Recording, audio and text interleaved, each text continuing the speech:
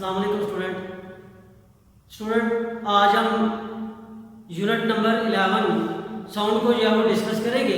उसके आर्टिकल को हम डिस्कस करेंगे importance of acoustic. Importance of acoustic का मतलब ये है कि स्टूडेंट कि कौन से ऐसे मटेरियल यूज़ किए जाएं जिनसे हम अनडिज़ायरेबल साउंड को जो है वो रिड्यूस कर सकें। तो आइए हम इसकी डेफिनेशन करते हैं। The technical method used to observe undesirable sound by soft and porous surface is called acoustic protection। तो स्टूडेंट याद है कि अनडिजायरेबल साउंड को हम सॉफ्ट मटेरियल, पोरस मटेरियल के थ्रू जो है वो कम से कम कर सकते हैं। सॉफ्ट मटेरियल जो बहुत ही नरम, नाजुक, मुलायम हो। पोरस मटेरियल मीन कि जिनके अंदर हल्के हल्के मसाम हो, लाइक कारपेट। अब कारपेट जो है हमारे पास पोरस मटेरियल है, ये भी अनडिजायरेबल साउंड को जो है वो रिड्यूस कर देता है। फॉर एग्जाम्पल मैं इस रूम के अंदर बातचीत कर रहा हूँ तो मेरी साउंड जो हल्की हल्की गूंज रही है, अगर इस रूम के अंदर कारपेट हो तो वो साउंड जो है वो ऑब्जॉर्ब हो जाए। ठीक है स्टूडेंट, तो इस प्रोसेस को हम कहते हैं अकॉस्टिक प्रोटेक्शन। तो स्टूडेंट याद है अकॉस्टिक प्रोटेक्शन के अंदर हम अनडिजायरेबल साउंड को जो है वो कम से कम कर सकते हैं। उसके बाद हमें पता है कि साउंड जो है वो रिफ्लेक्ट होती है, रिफ्रैक्ट भी होती है, डिफ्रैक्ट भी होती है।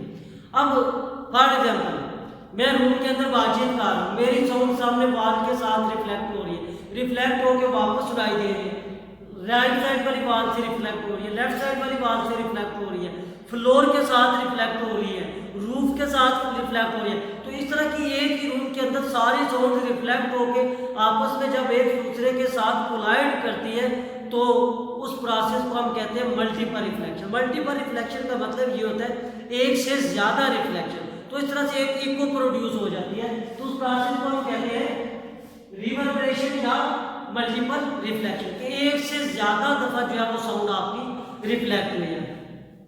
तो स्टूडेंट याद रहे इसी तरीके से सिनेमा हॉल्स के अंदर, कॉन्फ्रेंस रूम के अंदर, थिएटर्स के अंदर जो है वो साउंड को रिफ्लेक्ट करवाने के लिए डिफरेंट मटेरियल जो है वो इस्तेमाल किए जाते हैं।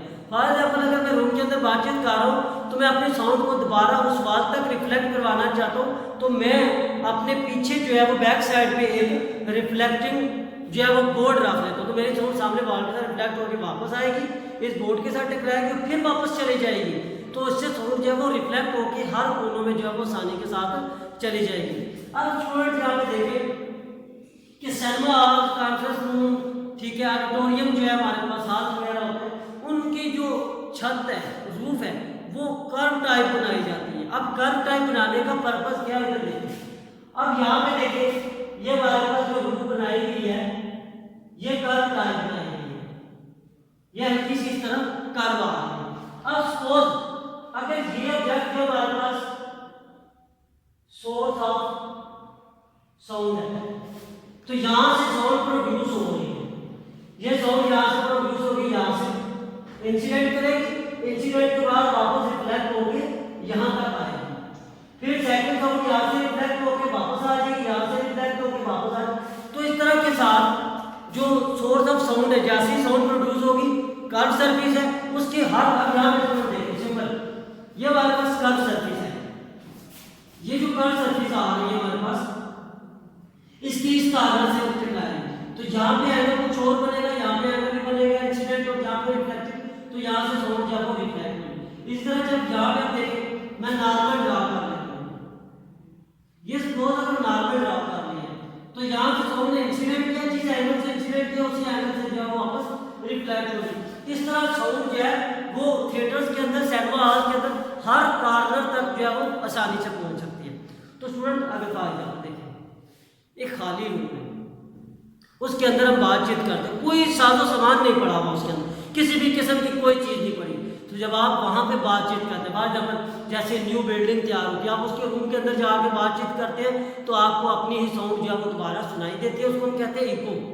ठीक हो गया। अब वहाँ पे कोई ऐसा ऑब्जेक्ट, कोई ऐसा मटेरियल नहीं है जो साउंड को ऑब्जर्व कर सके, लेकिन एज कम्पेयर टू अगर आप एक किसी ऐसे घर में चले जाए जहाँ पे एक फैमिली रह रही है, उनके घर में साजो सामान भी पड़ा हुआ है, तो आप उनके किसी भी रूम में चले जाएं, ठीक है, वहाँ पे आप बातचीत करेंगे तो आपको अपनी साउंड जो है वो इको की फॉर्म में सुनाई नहीं देगी। उसकी रीज़न क्या है? उसकी रीज़न ये है कि जब आप वहाँ पे बातचीत करते हैं आपकी साउंड जो है विंडो के ऊपर लगे हुए कर्टन, डोर के ऊपर लगे हुए कर्टन, फ्लोर के ऊपर पड़ा हुआ कारपेट और रूम के अंदर डिफरेंट कपड़े वगैरह या कुछ ऐसे पोरस मटेरियल है जो आपकी साउंड को ऑब्जर्व कर लेते हैं। तो इस वजह से वहाँ पे जो है वो रिफ्लेक्शन ऑफ साउंड या इको का प्रोसेस नहीं होता। ठीक है स्टूडेंट, अभी देखिए यहाँ पे सोर्स ऑफ साउंड है सेकंड डायग्राम के अंदर। Sound board used in big hall, जैसे कि मैंने पहले बात की थी कि अगर हम एक साउंड बोर्ड को बड़े हॉल में रख दें तो उससे साउंड रिफ्लेक्ट कैसे हो सकती है। तो ये देखिए मैंने ये एक बैक साइड का साउंड बोर्ड रखा और ये मेरा जो है वो सोर्स ऑफ साउंड है। क्या है? Source of sound. ये अब इससे एक साउंड पहले नंबर पे यहाँ से साउंड गई, यहाँ पे इंसिडेंट किया, वापस रिफ्लेक्ट बैक हुई। अगर इसके ऊपर भी मैं ये नॉर्मल ड्रॉ करूँ तो इसका एंगल आई और एंगल आई वापस में इक्वल हो गए। इसी तरीके से सेकंड साउंड यहाँ पे इंसिडेंट किया, वापस रिफ्लेक्ट होगी। थर्ड साउंड यहाँ पे इंसिडेंट किया, वापस रिफ्लेक्ट होगी। फोर्थ साउंड यहाँ पे रिफ्लेक्ट की, वापस यहाँ से होगी। फाइव साउंड यहाँ पे आके इंसिडेंट की, वापस रिफ्लेक्ट होगी। इसी तरह ये साउंड यहाँ से आएगी, यहाँ पे इंसिडेंट करने के बाद वापस रिफ्लेक्ट होगी। तो ये बेसिकली साउंड बोर्ड है जहाँ पे साउंड इंसिडेंट करने के बाद वापस जब रिफ्लेक्ट बैक हो जाती है, लॉ ऑफ रिफ्लेक्शन के कारण। अब हम स्टूडेंट अगले आर्टिकल की जानब चलते हैं। अगला आर्टिकल हमारे पास audible frequency range. Audible frequency range का मतलब क्या है? काबिल समात हदूद। काबिल समात हदूद का मतलब क्या है कि फ्रीक्वेंसी रेंज, कि कौन सी ऐसी साउंड है या किस फ्रीक्वेंसी लेवल तक जो है आप साउंड को आसानी के साथ सुन सकते हैं। तो स्टूडेंट सबसे पहले हम इसकी डेफिनेशन की तरफ चलते हैं। The range of the frequencies which are human ear can hear is called audible frequency.